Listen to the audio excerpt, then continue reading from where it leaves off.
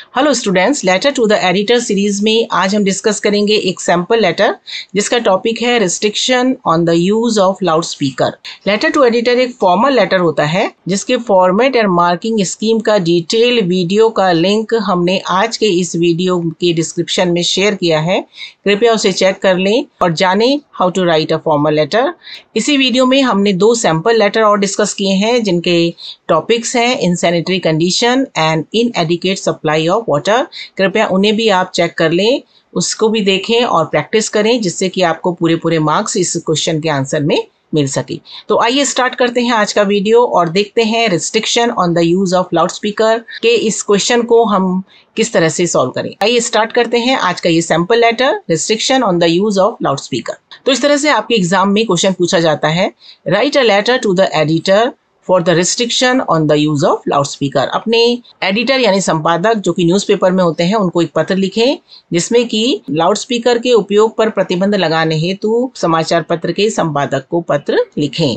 या फिर इस तरह से भी ये सब पूछा जाता है, write a letter to the collector और the superintendent of police of your district for imposing restriction on the use of loudspeaker during examination period।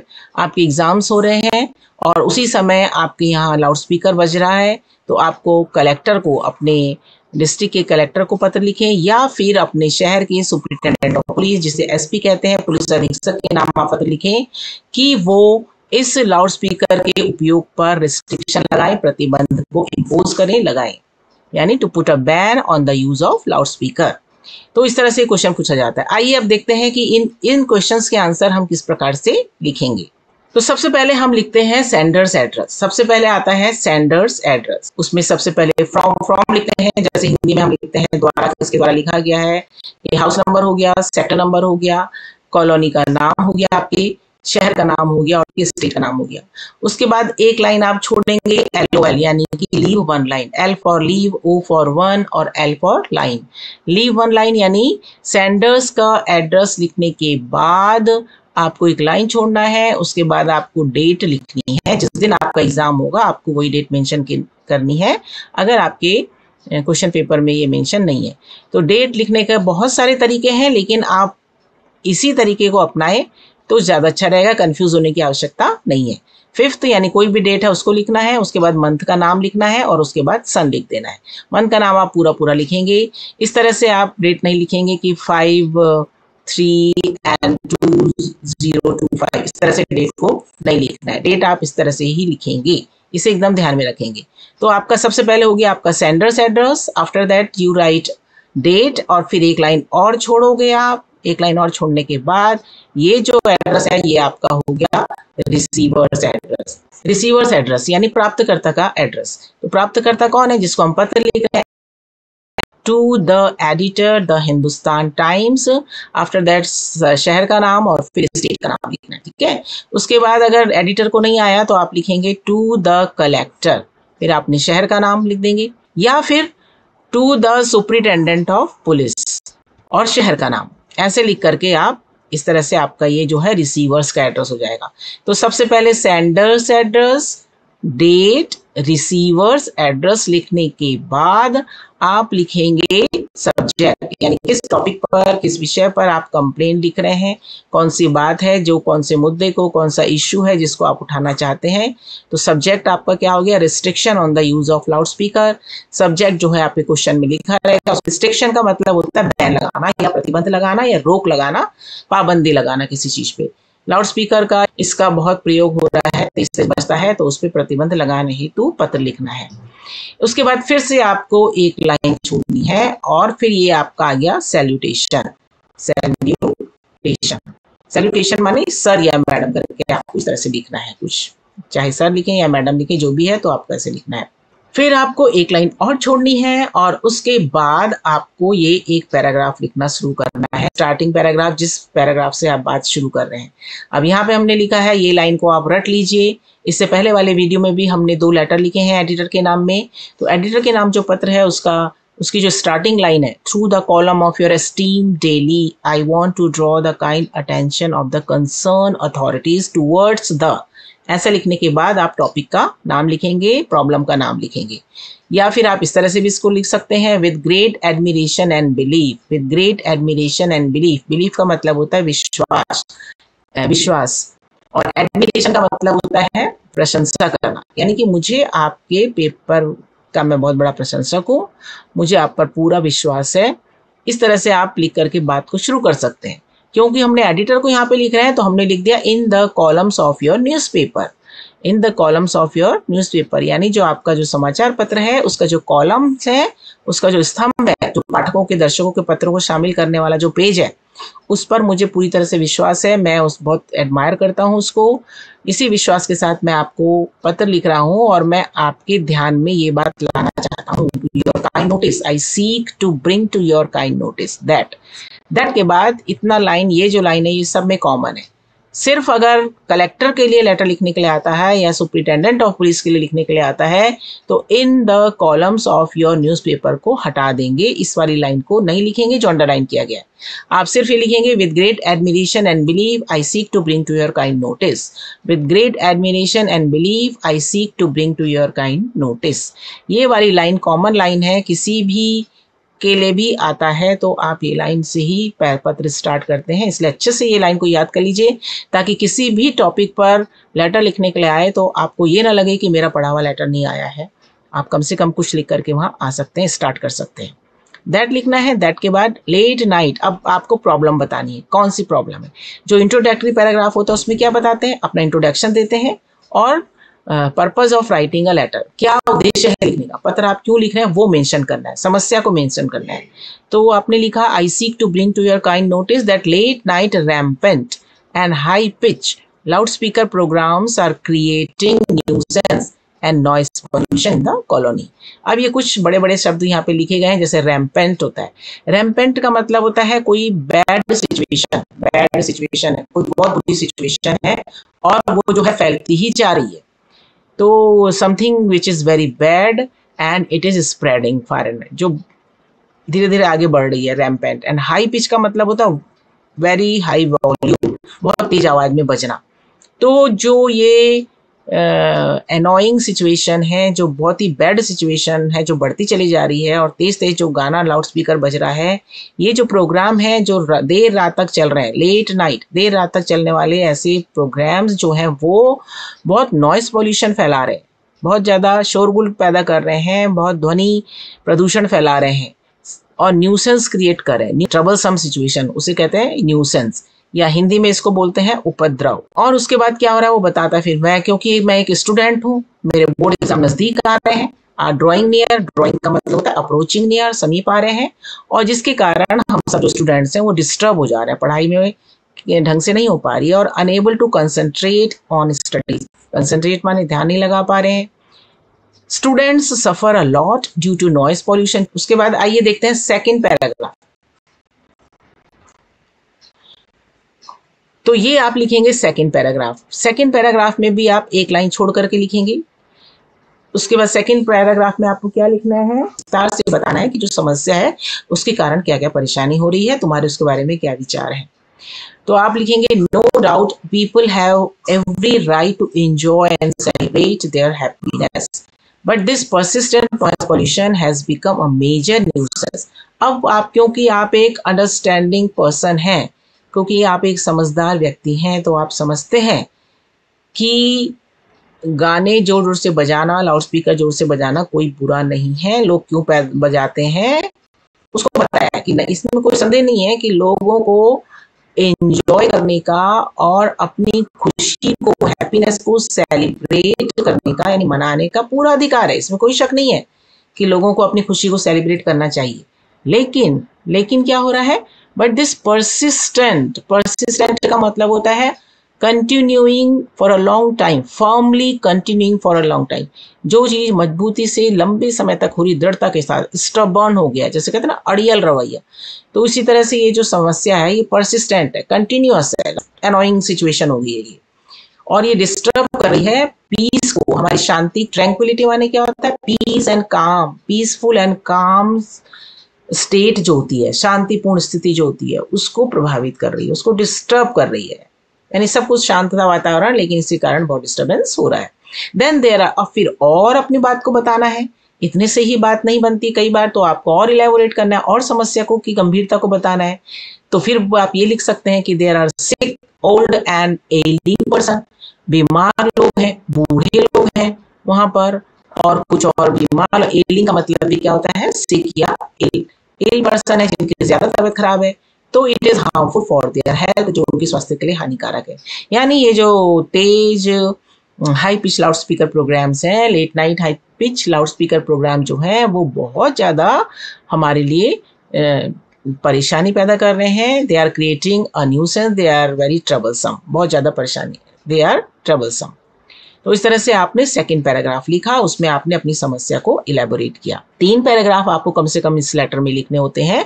पहला एक इंट्रोडक्टरी पैराग्राफ, जिसमें कि हमने समस्या के बारे में बताना है, अपना थोड़ा सा इंट्रोडक्शन देना है, कौन सी समस्या के बारे में पत्र लिखते हैं। दूसरे पैराग्राफ में हमने बताना है कि समस्या कितनी हानिकारक है, कितनी खतरनाक है, how grim the situation is, how serious the situation is, serious कितनी स्थिति कितनी गंभीर है, उसके बारे में थोड़ा सा 2-4 सेंटेंस और बनाने हैं, जिससे कि आपका लेटर जो है बहुत इफेक्टिव हो, इम्पैक्टफुल रहे, और आपके इस पत्र से प्रभावित होकर के वो आपकी इस समस्या को सुलझाने के लिए तुरंत कार्रवाई करें। इसलिए हमको ये सेकंड पैराग्राफ लिखना है, बहुत ही इफेक्टिव वे में लिखना पड़ेगा। अब थर्ड पैराग्राफ जो होता है आपका, वो होता है आपका कंक्लूडिंग पैराग्राफ, निष्कर्ष निकालना है, एंडिंग पैराग्राफ है ये। तो एंडिंग पैराग्राफ में क्या होता है कि आप उसमें अपने सजेशन देंगे, एडवाइस देंगे, सलाह देंगे, रिकमेंडेशंस देंगे कि it should be done, it should not be done. इस तरह से आपको बताना है और समराइज करना है। क्या करना है, समराइज करना है अपनी समस्या को, जो आपने तक बताया था उसको संक्षेप में एक बार फिर से बताना है। इसलिए I request you to put a ban on the use of loud speaker, इसलिए मैं आपसे निवेदन करता हूँ, प्रार्थना करता हूँ, प्लीज पुट अ बैन, प्रतिबंध लगाएं, किस पर, on the use of loud speaker के प्रयोग पर, एंड टेक इमीडिएट स्टेप्स, और तुरंत कदम उठाएं, टू चेक दिस न्यूसेंस, जो एनोइंग सिचुएशन है, ये जो उपद्रव फैल रहा है उसको रोकने के लिए। Please as soon as possible take some actions to stop this nuisance, to stop this new annoying situation, इसको रोकने के लिए तुरंत कदम उठाएं, तुरंत एक्शन लें। और साथ ही साथ आपने ये रिक्वेस्ट कर ली है, उसके बाद आप अपना सुझाव भी दे सकते हैं कि और क्या क्या कर सकते हैं इसे रोकने के लिए। इसे रोकने के लिए आपको strict penalty should be imposed on individuals and organisations. जो ऑर्गेनाइजेशंस है, जो संगठन है या जो लोग हैं, कोई भी व्यक्ति है जो भी इस रेगुलेशंस का, इन रूल्स एंड रेगुलेशंस का, नियम कानूनों का वायलेट करता है, उल्लंघन करता है, उनको ब्रेक करता है, तोड़ता है नियमों को, उस पर स्ट्रिक्ट पेनल्टी लगानी चाहिए, यानी उनको फाइन लगाना चाहिए। तब जाकर के ये जो तब जाकर के ये न्यूसेंस जो है वो रुकेगा। साथ ही साथ और क्या कर सकते हैं आप, या हम awareness campaigns should be conducted. इस समस्या के संदर्भ में जागरूकता संबंधी अभियान चलाए जाने चाहिए, लोगों को इसके बारे में अवेयर करना चाहिए, लोगों को इसके बारे में शिक्षित करने के लिए प्रोग्राम कंडक्ट किए जाने चाहिए कि इसके कितने हार्मफुल इफेक्ट्स हैं, इस नॉइज पॉल्यूशन के, ये ध्वनि प्रदूषण का कितने हानिकारक प्रभाव हम पर पड़ता है, समाज पे पड़ता है, कॉलोनी में पड़ता है, लोगों पे पड़ता है, बीमार लोगों पे पड़ता है, कितना हार्मफुल ये सब है, और इस छात्र वर्ग पर पड़ता है, स्टूडेंट्स पे पड़ता है। तो इसको तुरंत से तुरंत रोका जाए, उसको और ज़्यादा आप बता सकते हैं, सुझाव दे सकते हैं। उसके बाद एक लाइन छोड़ करके फिर जो क्लोजिंग सैल्यूटेशन है उसको लिख देना है, क्लोजिंग रिगार्ड्स लिखना है, थैंकिंग यू करके, your sincerely, yours truly, with regards, इस तरह से आप इसको क्लोज कर सकते हैं। तो यहाँ पर आपका ये जो लेटर है वो पूरी तरह से कंप्लीट हो जाता है। तो अब देखते हैं इसके मार्किंग स्कीम के बारे में भी हमने लेटर टू एडिटर की फर्स्ट पार्ट में बड़ा डिटेल में बताया है, क्योंकि मार्किंग स्कीम जाना बहुत जरूरी होता है।